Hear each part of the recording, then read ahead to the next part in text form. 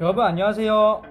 베트남에서 온 부투저테 투저롱 부테롱이라고 합니다. 제가 올해 24살이고 한국에 온 지 한 4년 정도 되었습니다. 제가 이제 동명대학교에서 경영학과 3학년 2학기를 재학 중입니다. 반갑습니다. 한국에 오면 꼭 해야 할 것들이 많이 있는데요. 그것 중에 가장 중요하고 가장 필수적인 것은 무엇인가요?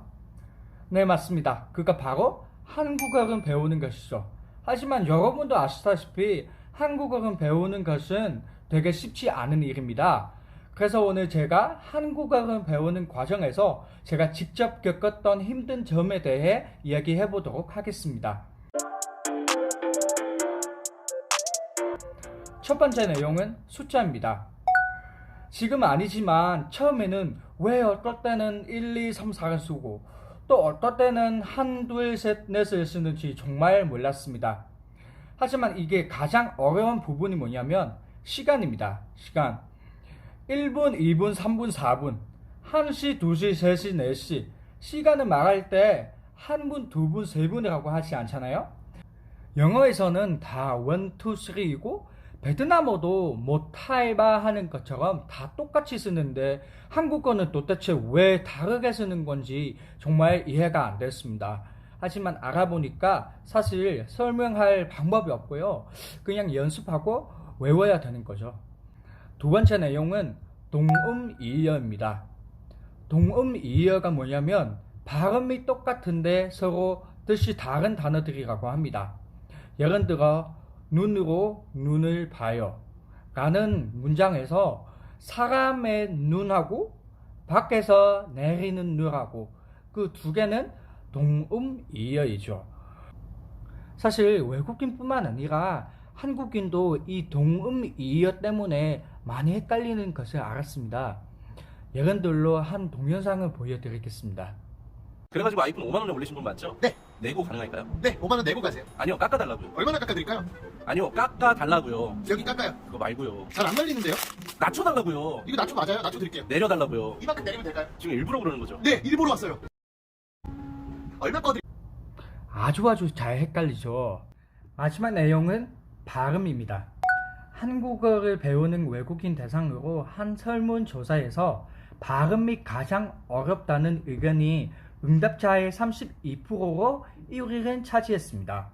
기존에 써오던 자국의 발음 습관이 있기 때문에 한국어 발음이 마냥 쉽지만은 않을 겁니다. 특히 한국어는 발음과 표기법이 다른 단어가 많아서 배우는 과정에서 많은 혼란을 겪었습니다. 예를 들어 쓸 때는 박물관이라고 써야 되는데 발음할 때는 박물관이라고 발음해야 됩니다. 아니면은 우리 말할 때 맛없다라고 말하는 단어가 쓸 때는 맛없다라고 써야 되는 거죠. 지금까지 제가 제 경험으로 한국어 배우는 것의 어려운 점 3가지를 이야기했는데요. 이제 제가 한국어를 배우면서 그런 어려움이 왜 느껴지는지 그 이유에 대해 알아보겠습니다. 사실 이유는 굉장히 많이 있고 사람마다 한국어가 어렵다고 느끼는 이유도 다르겠지만 제가 봤을 때에는 크게 2가지 이유가 있는 것 같습니다.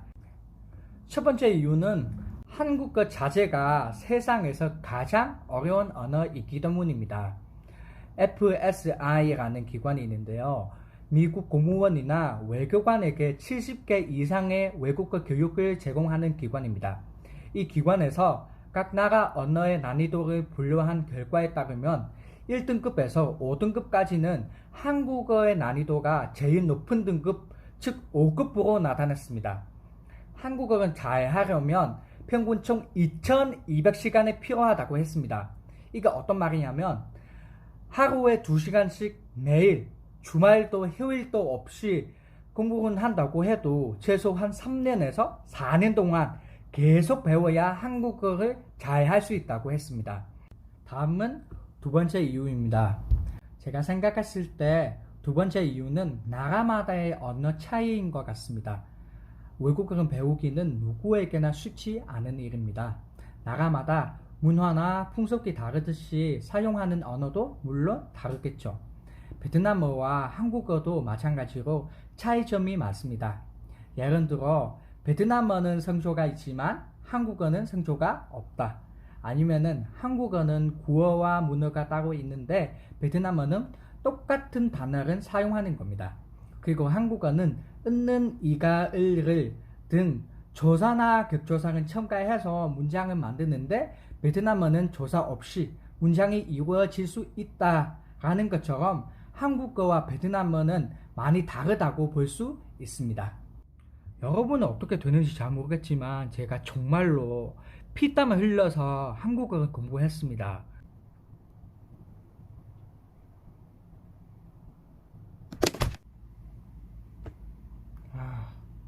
피났어. 그거는 농담이지만 사실 한국어가 너무 어려워서 제가 진짜로 몇 번 포기하려고 했습니다. 하지만 우리 동명대학교 어학당 선생님들 덕분에 제가 제 자신을 이겨내고 한국어에 굴복하지 않았습니다. 선생님들이 항상 우리 옆에서 응원해 주시고 많이 도와주셨습니다.